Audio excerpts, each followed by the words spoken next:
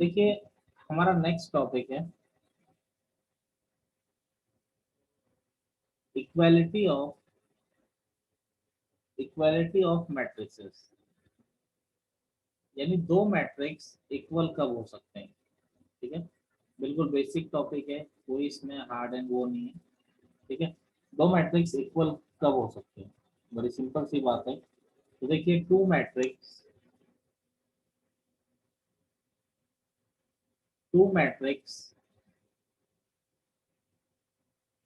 A and B are set to be equal. Two matrix A and B are set to be equal. दो matrix को आप equal matrix कब कह सकते हैं। देखिए कोई फर्स्ट मैट्रिक्स जैसे A is equal to A I J M into N, और दूसरा कोई मैट्रिक्स है B I J R into S. तो सबसे पहले तो एम इंटू एन ही ले लीजिए। सबसे पहली चीज, दो मैट्रिक्स इक्वल कब हो सकते हैं। Order of both matrix are same. सबसे पहली चीज, दोनों का ऑर्डर सेम होना चाहिए। Order of both matrices are same. यानी दोनों का ऑर्डर सेम होना चाहिए। दूसरा दूसरा क्या होता है, दूसरी एक सिंपल बेसिक कंडीशन आप लोग ये लगा सकते हैं कि A I J equal to B I J for every pair of I and J, for every pair of I and J. यानी कहने का मतलब, जैसे एक मैट्रिक्स है एक्स वाई यू वी, दूसरा मैट्रिक्स बी क्या है आपका ए बी सी डी। अब देखिए दोनों का ऑर्डर सेम है, टू इंटू टू। अगर आप अगर आप इन दो मैट्रिक्स को अगर आप इक्वल मैट्रिक्स कहते हैं, तो यानी कि एक्स वाई, तो ऑर्डर तो सेम है, पहली कंडीशन पूरी है। और ये क्या आ रहा है ए बी सी डी। अब इक्वल मैट्रिक्स आप कब कह सकते हैं, जब उनके करस्पॉन्डिंग एलिमेंट्स क्या हो जाए, सेम हो जाए। यानी एक्स किसके बराबर हो जाए, ए के, वाई वाली पोजीशन बी के बराबर, एंड यू वाली पोजीशन सी के बराबर, एंड बी वाली पोजीशन आपकी डी के बराबर हो जाए। क्लियर है मेरी बात आपको। ठीक है,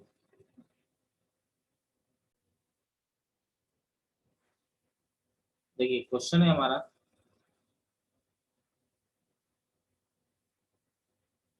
if x minus y, two x plus z, two x minus y, three z plus डब्ल्यू इक्वल टू -1 5 0 13। आपसे बोला जा रहा है फाइंड एक्स वाई जेड और डब्ल्यू। आपको एक्स वाई जेड डब्ल्यू निकालना। तो देखिए अगर दोनों इक्वल मैट्रिक्स हैं तो इसका मतलब करस्पॉन्डिंग एलिमेंट सेम होने चाहिए। यानी एक्स माइनस वाई -1 के बराबर होगा, टू एक्स प्लस जेड आपका 5 के बराबर होगा, second equation. Third, two x minus y 0 के बराबर होगा, एंड थ्री जेड प्लस डब्ल्यू जो होगा वो आपका 13 के बराबर होगा। तो ये करस्पॉन्डिंग एलिमेंट तो सेम होने चाहिए। तो फर्स्ट और थर्ड इक्वेशन को अगर सिंप्लीफाई करें, दोनों को सब्ट्रैक्ट किया, y से y cancel, minus x is equal to -1, यानी x का वैल्यू क्या आ गया 1। अब x minus y equal to -1 है, तो x का वैल्यू 1 रखा। तो x का वैल्यू जैसे ही हमने 1 रखा, तो 1 plus 1 2 equal to -y, y is equal to क्या आ गया आपका -2 आ गया। ठीक है, अब second equation, 2x plus z equal to 5। तो 2 into x 1 plus z equal to 5, तो z is equal to 5 minus 2, z is equal to 3। ऐसे ही 3z प्लस डब्ल्यू इक्वल टू 13। सर y -2 कैसे आया? एक्स को 1 रखा है यहाँ पे, सॉरी y +2, +2 आएगा सर। या +2। ठीक है, z प्लस डब्ल्यू इक्वल टू 13, z को 3 रखा, तो आपका w क्या आ जाएगा 9 प्लस डब्ल्यू इक्वल टू 13। तो w is equal to 13 minus 9, तो w इज इक्वल टू क्या आ गया आपका 4। ठीक है, इसमें कोई ऐसा कोई खतरनाक चीज नहीं आने वाली है। कि जिसमें आप ये सोचें कि आप फंस जाएंगे या कुछ ऐसा हो जाएगा। ठीक है, सिंपल सा यही प्रोसेस चलते रहते हैं इसमें। करिए, देखिए क्वेश्चन है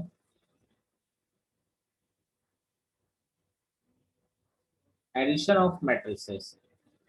ठीक है, थोड़ा थ्योरेटिकली मैं बता देता हूँ, अदरवाइज होना कुछ नहीं, करस्पॉन्डिंग एलिमेंट्स आपके ऐड हो जाते हैं, बड़ी सिंपल सी बात है। ठीक है, देखिए यहाँ पर होता क्या है, इसको ऐड करने के लिए क्या होता है, मान लीजिए ए कोई मैट्रिक्स है, ए I J M in to N, और बी कोई दूसरा मैट्रिक्स है बी आई जे। तो पहली चीज तो फर्स्ट ऑफ ऑल दो मैट्रिक्स को आप ऐड करें या सब्ट्रैक्ट करें तो उनका ऑर्डर सेम होना कंपलसरी है। ठीक है, ऑर्डर सेम होना कंपलसरी है, ये नेसेसरी कंडीशन है दो मैट्रिक्स को ऐड और सब्ट्रैक्ट करने के लिए। ठीक है, और अगर दो मैट्रिक्स के ऑर्डर सेम है तो आप उनको ऐड या सब्ट्रैक्ट कर सकते हैं। ठीक है, तो अब ऐड और सब्ट्रैक्ट करने का तरीका क्या होता है, जैसे मान लीजिए कोई मैट्रिक्स है ए बी सी डी, कोई दूसरा मैट्रिक्स है पी क्यू आर एस, तो इनको अगर आप ऐड कर रहे हैं तो ए प्लस बी, तो क्या हो जाता है, उनके करस्पॉन्डिंग एलिमेंट ऐड हो जाते हैं, A plus P, B plus Q, C plus R, D plus S. समझ रहे हैं मेरी बात? ठीक है, यानी कि एक तीसरा मैट्रिक्स बन जाता है, एक तीसरा मैट्रिक्स बन जाता है C I J is equal to, क्या होता है, उनके करस्पॉन्डिंग एलिमेंट ऐड हो जाते हैं, ए I J plus D I जे। समझ रहे हो मेरी बात? ठीक है, C I J equal to A I J plus D I J, simple सा उनके करस्पॉन्डिंग एलिमेंट को ऐड कर दीजिए तो उनका एडिशन ऑफ मैट्रिसेस हो जाता है। अब देखिए इसके लिए मैं कुछ प्रॉपर्टीज जैसे सिंपल सी चीजें आपको बता देता हूँ, कोई ऐसी खतरनाक चीज नहीं है। पहली प्रॉपर्टी क्या होती है, ए प्लस बी किसके बराबर होता है, बी प्लस ए के बराबर होता है। क्लियर है?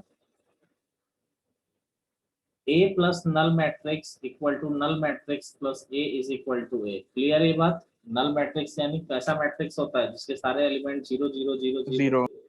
ठीक है, तो ऐड करोगे तो कोई फर्क नहीं पड़ता। ये कौन सा लॉ होता है, ये आप शायद भूल रहे होंगे, इस लॉ का नाम है, बिल्कुल कम्युलेटिव लॉ।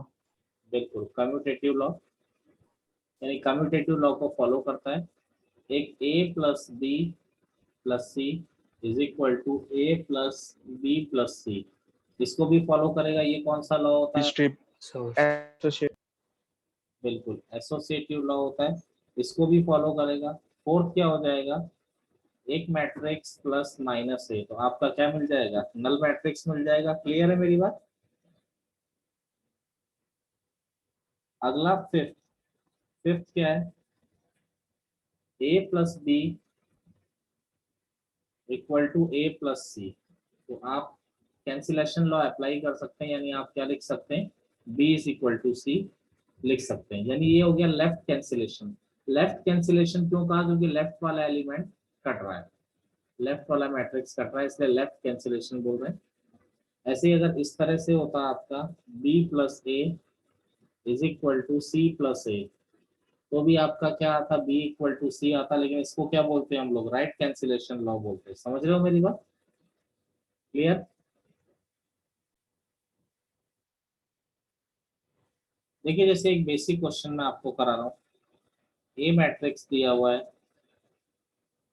2 3 -5 1 2 -1, एक बी मैट्रिक्स दिया हुआ है 0 5 1 -2 7 3।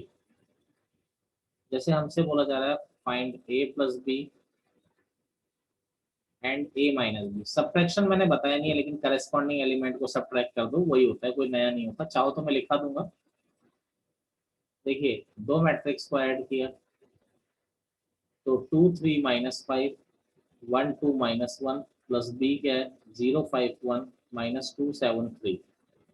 अब करस्पॉन्डिंग एलिमेंट ऐड हो जाएंगे तो 2 + 0 3 + 5 -5 + 1 1 -2 2 + 7 -1 + 3। ये आ गया 2 + 0 2 3 + 5 8, ये -4, और ये आ गया -1 2 7 9 -1 + 3 2। तो ये आपका a प्लस बी का आंसर आ गया। आपको अगर a माइनस बी निकालना है तो करस्पॉन्डिंग एलिमेंट को क्या कर देंगे हम, माइनस 2 3 - 5 1 2 - 1 माइनस 0 5 1 -2 7 3। तो क्या हो गया, 2 - 0 2, 3 - 5 -2, -5 -1 -6, 1 + 2 3, 2 - 7 -5 -1 -3 -2। ये आपका आंसर होगा। देखिए आगे चलते हैं। अगला देखिए, अगला एक छोटा सा रूल,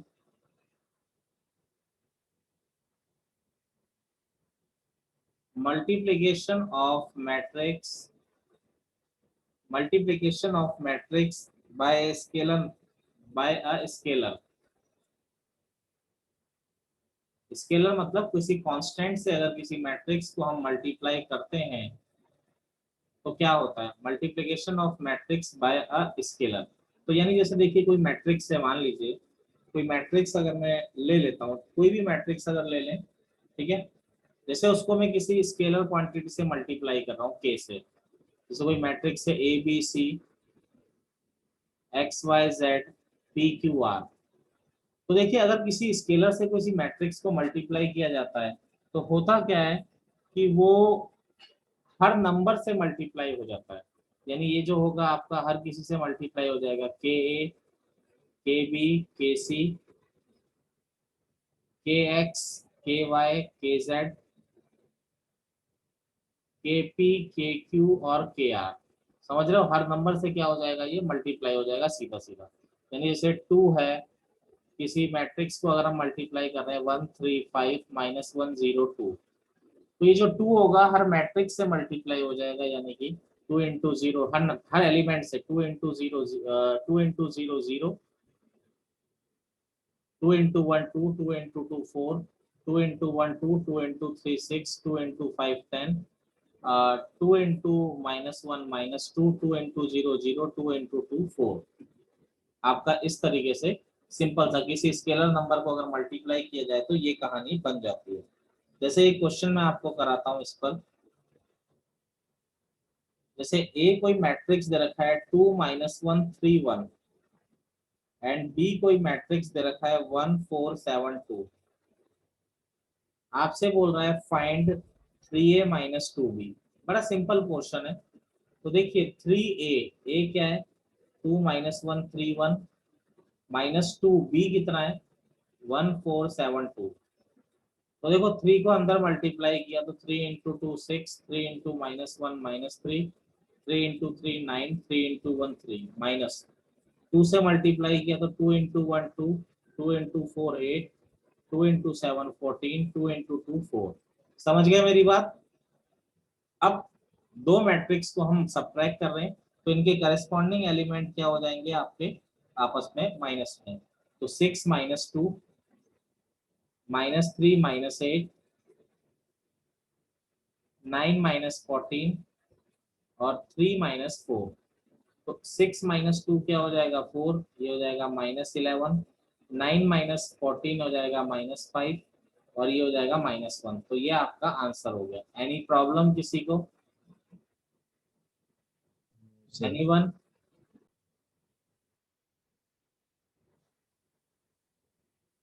अगली प्रॉब्लम है जैसे find x and y if x और y मैट्रिक्स को रिप्रेजेंट कर रहा है, x plus y is equal to, ये सारे क्वेश्चन दे रखे हैं, 7 0 2 5, 7 0 2 5 एंड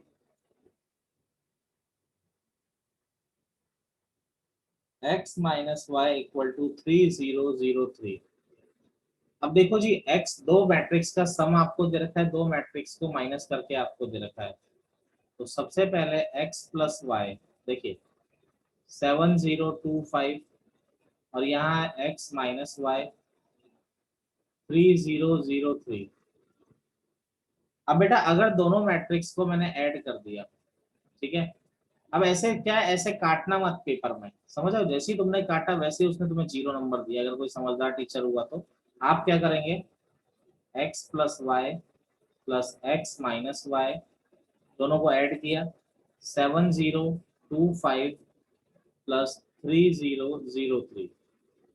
अब कोई मैट्रिक्स ये x और x क्या हो गया 2x, और y प्लस माइनस y क्या हो गया आपका नल मैट्रिक्स हो गया, समझ रहे हो? ठीक है, y minus y null matrix हुआ। तो 7 और 3 10, 0 प्लस 0 0, और ये 2 और 5 और 3 8। तो x इज इक्वल टू हो गया 1/2 10 0 2 8। ठीक है 10 0 2 8। अब 2 को डिवाइड, अब देखिए 1/2 एक स्केलर नंबर है, तो ये मैट्रिक्स के हर एलिमेंट से मल्टीप्लाई हो जाएगा, तो ये 10/2 0/2 2/2 8/2। तो जो x मैट्रिक्स आ जाएगा वो क्या आ जाएगा 5 0 1 5 0 1 4, ये x मैट्रिक्स आ गया। अब देखिए y निकालने के लिए या तो दोनों को सब्ट्रैक्ट कर दीजिए, या फिर x प्लस वाई आपके पास किसी में भी पुट कर दीजिए। 7025 है, x मैट्रिक्स को रखा तो 5014 plus y is equal to 7025। तो y मैट्रिक्स क्या आ जाएगा 7025 माइनस 5014। समझ रहे हो मेरी बात? 0 माइनस 0 2 माइनस 1 5 माइनस 4, तो यह आ जाएगा 7 माइनस 5 2 0 1 1। यह आ गया आपका y मैट्रिक्स आ गया, और यह आ गया आपका x मैट्रिक्स। यह आपका क्या हो गया आंसर हो गया। कोई दिक्कत किसी को?